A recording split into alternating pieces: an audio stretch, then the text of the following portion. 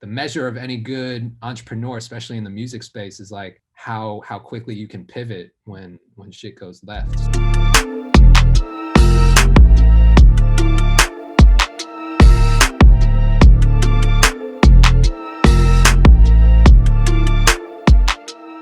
I haven't seen you since obviously, pandemic, you know, Pre-COVID. pre-COVID. We saw each other right before, like, what was that when we saw each other when we sat down?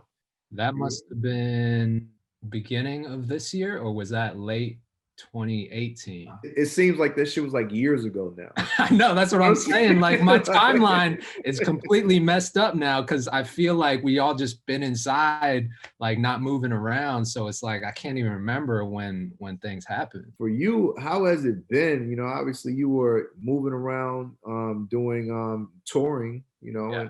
and doing a lot of great things and stuff. And how have you pivoted, and how's everything been now for you? It's been interesting, man, because obviously when COVID happened, I was like, all right, my touring's out the window. That's not gonna happen for a while. Yeah. Um, so I was trying to figure out ways to pivot and shift more towards the online space and kind of build a stronger business and presence there, which I was kind of already in the process of doing when we met and when we talked. Um, but my strategy kind of changed, and so I was fortunate enough to um, reconnect with one of my homies, Benson, who was the head of urban at Red Bull Music. And so we connected, and he basically became my partner. And then that led me to signing to ICM, which is a talent Oh, agency. oh, oh. And then we just like lined up a ton of plays. And so Okay. I've done more sponsorship and partnership deals and content deals in the last couple months than I've done in my entire career. That's what's up. Um, Yeah, yeah, it's been really lucrative. It's been I'm blessed, man. I think just the measure of any good entrepreneur, especially in the music space, is like how quickly you can pivot when shit goes left. and you're doing this from home. Yeah, yeah, exactly. But I recently took a trip to LA because I Okay. did some content with Red Bull out there. Um, and that was the first time I've traveled since the pandemic started. Yeah, But everything else, man, I've just been locked in the crib or just kind of low key with it. yeah, yeah. That's what's up, man. I think it's just so exciting because, like you said, we've all made adjustments and figured out ways to keep going and keep pushing, and clearly, like like as humans, man, like that's the dope part. Like when you really like on top of things, like you can easily just adapt, right? Yeah, And continue to swim yeah, according to the current. So that's great, man. I'm really happy to hear that. For me, I've just been building heavy sound labs, throughout this I've been time. seeing it. Yeah, and building it online, so same thing, straight out the crib. Obviously a lot of content, more content than I've ever actually done myself, my entire career personally. Mhm. And now I'm seeing some good results now. We've kind of made the announcement, let everyone know what's going on. I've partnered with 5 great artists, that I'm excited about. We completed our first sound camp, which was a week-long retreat. We all came together in a physical and in a safe way, though. We were out in the woods, on in At cabins. Serenbe, I heard. Yeah, out at Serenbe, exactly. I love So Serenbe. it's dope space, 1,500 acres. So you're familiar, so you already know like the setup. And we set up 2 different studios in 2 different cabins. And recorded. So we recorded what I think is probably going to be like 2 different EPs project wise, as well as a documentary. We documented the whole entire process. So Yeah, it was really cool, man. And artists, I mean, they had a ball, and I had a ball too, just kind of getting to know some of these guys. I love that. I love that. I can't wait to see the doc too. I was just talking to Malachi about it, and Yeah. it sounds like it's gonna be sounds like it's gonna be real dope. So yo, let's talk a little bit to me like about when I started following you. I thought your story was interesting because, of course, you were a producer that didn't just consider himself just a producer in a sense, and in saying that, I like the way that you created this whole, another lane for yourself for real, based off of what you do and what you love to do.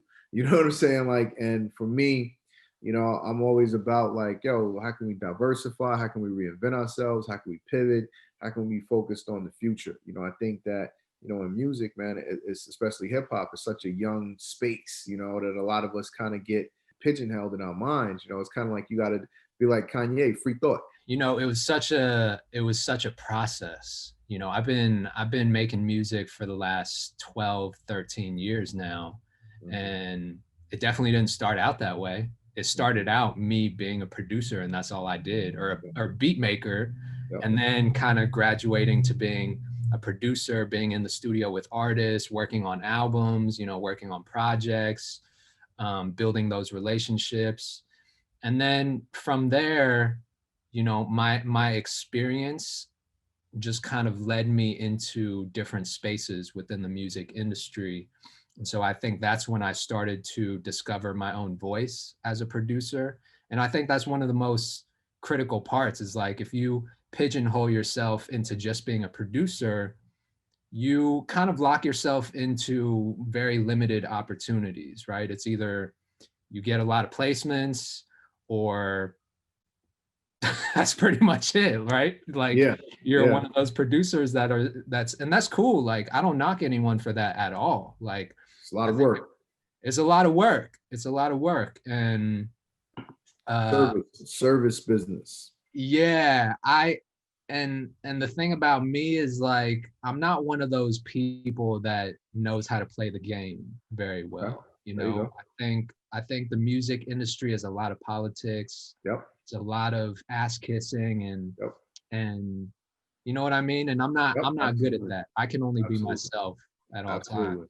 So So I think let's pause right there real quick. I think that's great to, like you said, understand first and foremost, what am I good at and what am I bad at? What do I like doing and what do I just totally don't want to do? I don't want to do that shit at all. Like, exactly.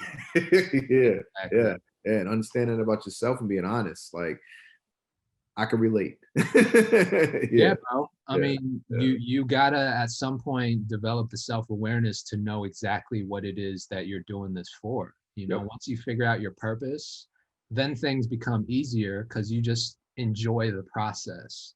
But I yep, think so many people getting into the game now are chasing something that they don't actually love, like yeah. things that they don't actually, It's they're a not hustle. actually passionate. Yeah, it's a hustle to them. Yeah, And so, I've never been the type of person who can fake it. I have to love the things that I'm doing, or else I know that I'm gonna half-ass it. And hmm, so, understanding that about myself and learning that about myself during the journey is yep, what got me here. Like, um, and and so I think the future for a lot of creatives, especially producers, is building a brand around the things that you stand for, or around the things that you represent, and are passionate about and love to do. Because if you're able to communicate that effectively, then people see it and they gravitate towards that type of energy. So, um, yeah, man. I mean, I feel very blessed and fortunate to have realized that throughout my career, and have built many different aspects within my business as a producer. I have the music part, I have the influencer part, I have the educational part, and all of those kind of work together as the Kato on the Track brand. Kato, man, let's talk about, I think, like artists today. Like you said, like if you were in the business 10 plus years ago, it's like an entire different world in a sense, right? Like today, Mhm. because of just so many tools, technology, I mean, so many options, so much information that's out there as well. And yesterday I was talking to an artist that I'm talking to, and we are talking about partnering together. So we've been kind of engaging and getting to know each other. And this artist really impressed me yesterday, because we were having a conversation about stocks. you know. So literally, he had posted, you know, a screenshot of his, you know, of a stock pick basically on his IG story, and I made a comment, you know, and we ended up going back and forth, which ended up getting on text, which ended up getting on the telephone, you know, and yo, dude sends me his list. I send him my list. Like we're trading off, and we're like in a full great conversation. Nothing to do about music, Uh-huh. like that everything, the generation barrier, nothing. It was literally about stocks. You know Right. what I'm saying? And what has been happening. He's been following it. So, you know, we get actively like talk over what's been happening throughout the pandemic. And, you know, once you get in, I got in here and then I pulled out and I should have, you know, and I said, man, this is incredible, you know, because you know how it is, man. So many artists, they don't necessarily want to get jobs for whatever reason. You know, they Yeah. want to be available to make moves, to fly out. And this guy that I'm talking about in particular, I'm not going to say his name right now, but he impresses me because the stock conversation, but he has a, you know, he has a clothing brand, you know, that sits beside him as an artist separately, you know, and he's doing drops and, you know, and getting money on that end. And he's doing his modeling brand ambassador thing as well. So this kid, when I look at him, I'm like, wow, like this kid is literally a creative entrepreneur of Yep. today, you Yeah. know? And it's such a dope thing though to see that, yo, this kid doesn't have to like, you know, just be broke, you know, and be in a desperate position. This kid doesn't have to compromise his freedom and do some illegal shit because he doesn't want to get a job. You know what I'm saying? This kid has figured it out, you know, Yeah. and I'm keep calling him a kid because you know he's much younger than me, early 20s, but he's figuring it out and he's maintaining and he's paying for his career and he's making smart moves. And to me, just yesterday, I made a tweet. I said I'm having a conversation with a rapper about stock picks. You know, like so to me, I thought that that was amazing. Like when I really kind of just sat back and reflected on like where things have come versus just 10 years from now, even mentality wise, you know. I love What do it. you think about that? You know, I feel like, you know, that's on the artist end, clearly on the producer end. You know, these guys have so many different opportunities and options, Yeah. you know, that we didn't have necessarily. Yeah. No, it's true. I mean, the internet just opened up so many doors and so many opportunities um for up and comers and kids to, you know, like so recently I started getting really active on TikTok. I don't know if you're on Okay. TikTok, but A little TikTok's bit. my shit now. Yeah, I got to turn it up a little bit. It's an adjustment, you know. I feel you. And I was the same way a couple months ago. But once I brought Benton on my team, he was like, yo, Kato, you got to get on TikTok. You got to be more active on TikTok. Yep, And yep, I had an account, you know, but I wasn't really using it. sure. Um, but you know, once I started really jumping in the world of TikTok and seeing the content that all these young kids are doing and seeing how creative it was too, Yeah, I feel like TikTok is the most creative platform, social media platform on the internet today, hands down. Like doesn't even compare to Instagram. I think yeah. Instagram is still good for like posting pictures and video and Like content, but there's broadcasting in a sense. yeah, broadcasting and but TikTok is different. Like it's kids being creative, share like all the content on TikTok is comes from somewhere else, comes from something that someone else created, right? And it's just this like ecosystem of creativity. Yeah, And it didn't start out like that, which is why I was kind of hesitant to getting sure. on TikTok because it was just all like corny ass dances, you know, And which see, and see, that's why I have to revisit it now, honestly, more so because oh, literally, bro. like you said, in the beginning, or not even just the beginning, a few months ago, bro, it Yeah. was still packed with like dance Yeah. kids, you know, in the kitchen dancing, like Yeah. you Yeah. know, and people trying to, you know, like comedians trying to come up, kind of thing, too, right? Like Yeah. But I'm telling you, it's different now. Like if you that's what's really up. take the time to look at the content and spend some Yep. time on there, everyone is on TikTok. All demographics, all age groups, all professions, all creative fields. Yeah, Like there's so much opportunity there. And the best part is that you know, the advertisers haven't gotten too crazy in TikTok yet. So like you can still get really crazy organic reach on TikTok. And Yeah. so I started posting my beats there, and they started going viral just because people were duetting with them and like So, dropping so, little 15, 30-second so yeah. freestyles over my Yeah. beats.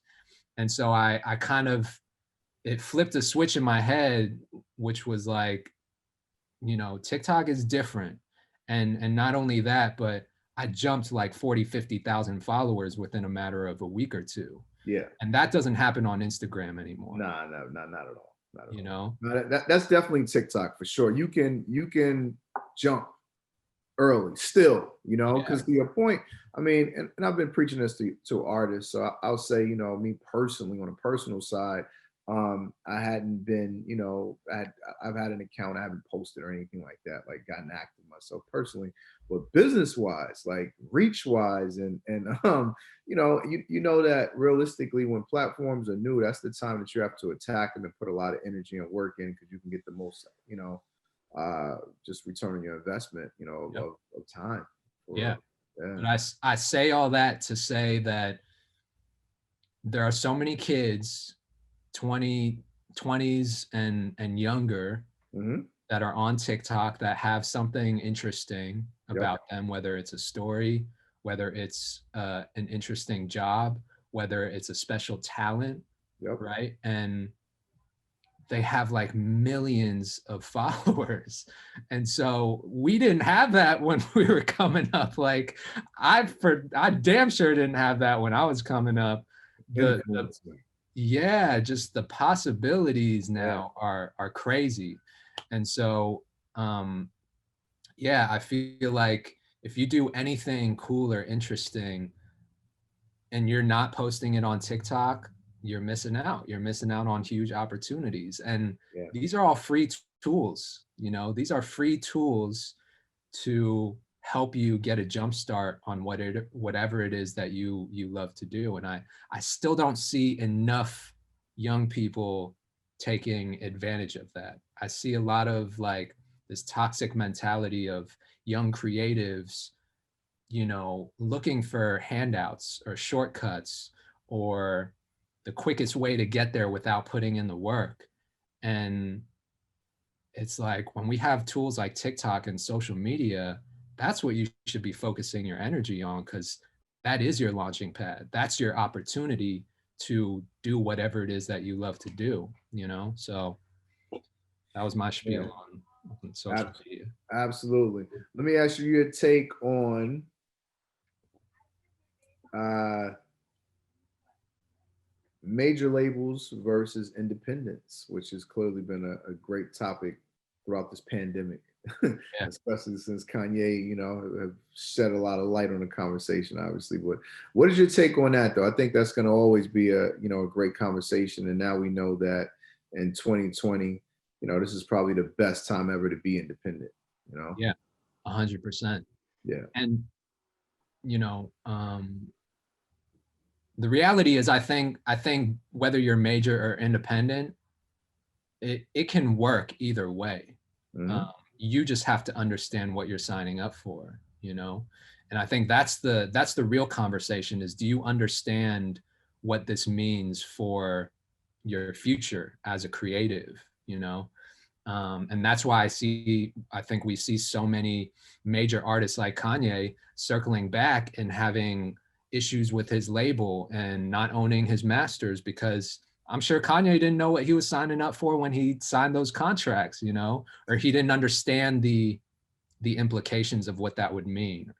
Um, and so I always advocate, like, if you're an independent artist, even if you go major, you should know how to move independently, because I think as long as you have that, then you'll not only understand what you're signing up for and you'll know the business, but if that situation falls through, um, you're still good because you know how to move independently and you know the game, you know. So I think either way, it's so important to establish a strong foundation of knowing how to be independent. Yeah, no, totally. I think that to your point, my opinion, most acts that do well, with the major systems, they come in, with traction that they've already gained in the market themselves. So at that point, they're directing everything. And now the majors are acting as a bank and funding and helping amplify, what's already happening. I think that that's clearly like a common denominator. So very good point. It can work either way. I think that a lot of times people really also don't, to your point, educate themselves all the way, Yes. right? Like, because I mean, you can go and get in, business with a major company and clearly own your masters. Unfortunately, I can't speak on somebody else's business, but you can do a deal that makes ownership revert back to you over 10 Yeah. years, and especially if you're a super successful artist, when you get success, that's when you're supposed to, hey, let's go back and redo this, redo that, redo this, so it's a lot of different ways to do things, and win today, but I think that no matter what, major resources are what we all want, no matter if that comes from a label, so to say, or a Apple or a brand, right? Like you can Yeah. get some major bread to step up my resources. That's really when we're kind of winning.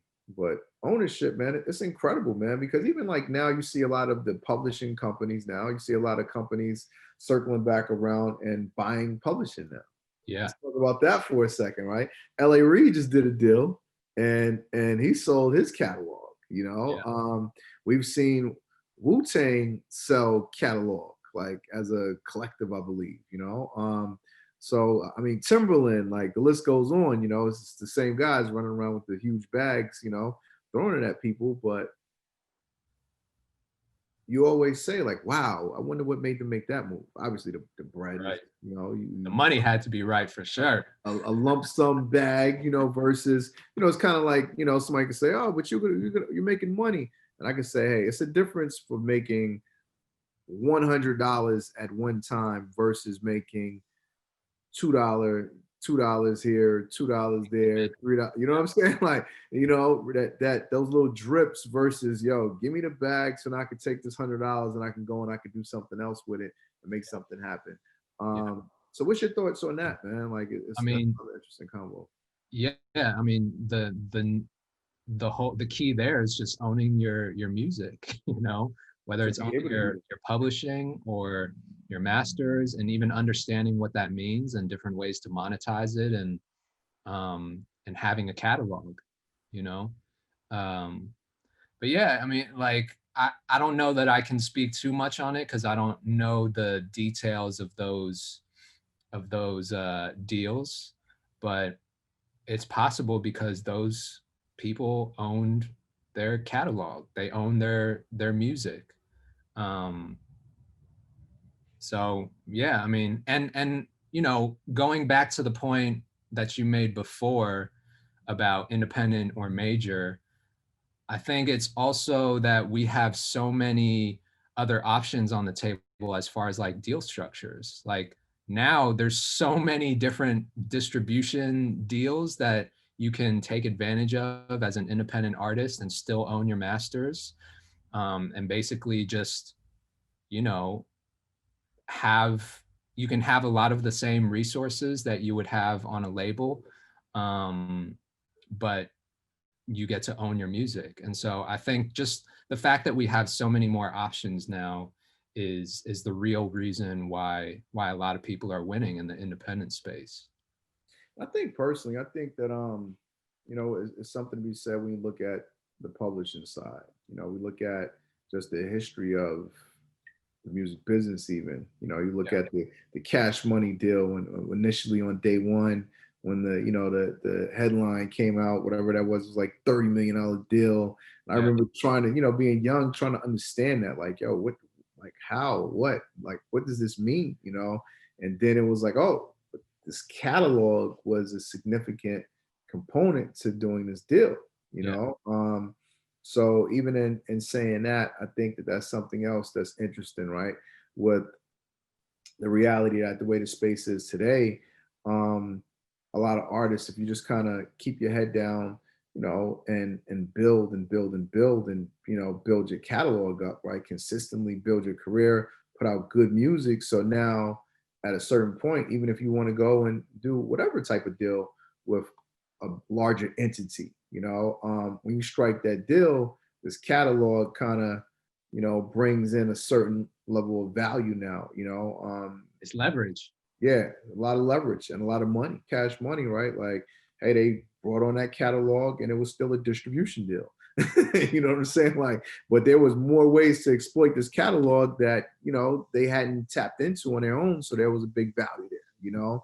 Especially with streaming now, bro. Like Mhm. everything has shifted towards digital. Yep. I think I saw something on Instagram today from this attorney that I follow that he was kind of putting up some numbers in terms of what percentage of a multi-platinum selling record was coming from what avenues. And I think Yep. 60% of it was from digital mechanicals, and Mhm. that's streaming essentially. Yep. And so I think, with streaming being at an all-time high, man, it's so important to just build that catalog and own it too, to Yeah. own your catalog and build it and consistently keep putting out good music. Because that right there is 60% of your publishing revenue, most likely, if Yep. not more. Yep. Yep. Last question, man. You come from a independent space, niche, so to say, Yeah. um, niche brand. You had your own little audience. So I feel like personally that's the way today. I feel like it's really, hey, build your own small community, set up your tent, build your tribe, your community, and. Let that thing grow. Uh speak on that, how do you think artists, can really focus on just doing that? I think that so many artists are focused on the Hail Mary shot, yo, I want the playlist. Like you want the biggest playlist. Whereas to me, I just always say playlists now, or at least the major ones, Rap Caviar, Rap Life, those things are radio stations, Yeah. So Yeah. that's no different than an unknown artist going to the radio station and waiting outside and with their CD in their hand like they did back in the day. You know what I'm saying? Hey, Funk Master Flex, Greg Street, whoever that is, play my record. I don't even know you, bro. Why would I play your record, right? Like no one Yeah. knows you, and you go. So to me, that's kind of like how playlists are, Whereas I keep preaching to artists, yo, bro, stay focused on your mission, build your tribe, your community, get that to the point that these people hear about you and they feel like I have to put you on the playlist or else I'm not in the Right. know right now because I see what's going on in this pocket of the world, wherever this may exist at. Yep. Speak on that a little bit though. What tips would you give an artist today? I saw a really good tweet the other day and I posted it on my Instagram. It was from a really dope manager named Barry Hefner. You know Barry? Yep.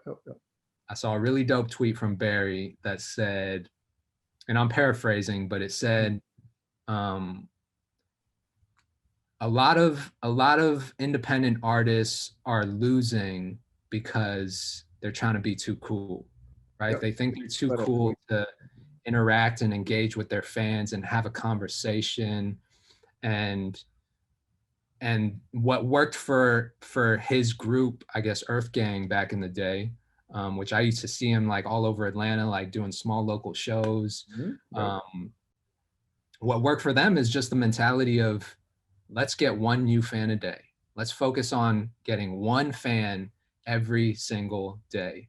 Yep. And I think that's the right mentality that you got to approach the game. If you're totally independent, unknown, don't have any fans, nothing really going for you, but you have good music and you believe in yourself, then just take the time and energy to engage with one new person that leaves a comment on your Instagram, one person that likes your photo, right? Try to create a conversation, invite people into your world Yep.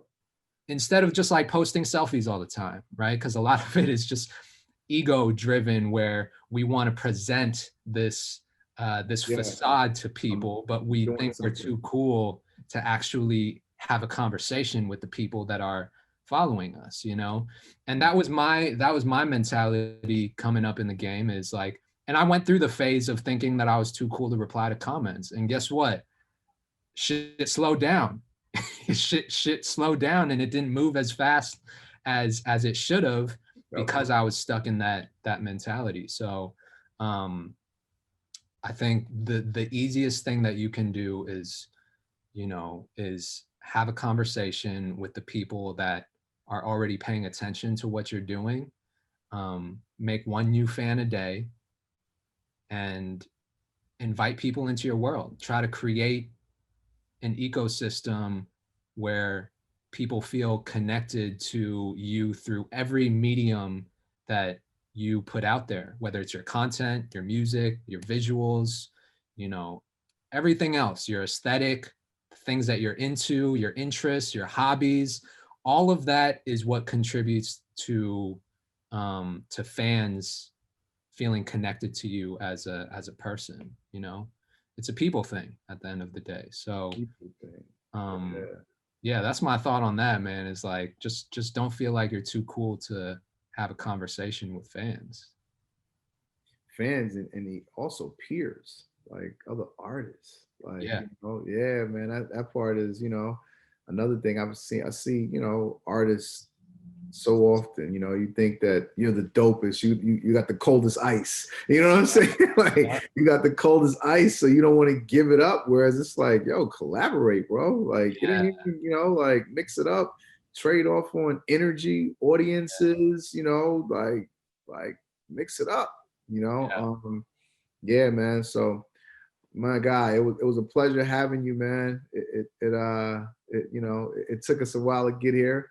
I appreciate it. It's all good, man. I appreciate you taking the time and inviting me to talk on your platform, which I love what you guys are doing. I think it's innovative, Thank you. and I think you guys are keeping up with how the industry is changing and innovating. So I'm a big fan, man.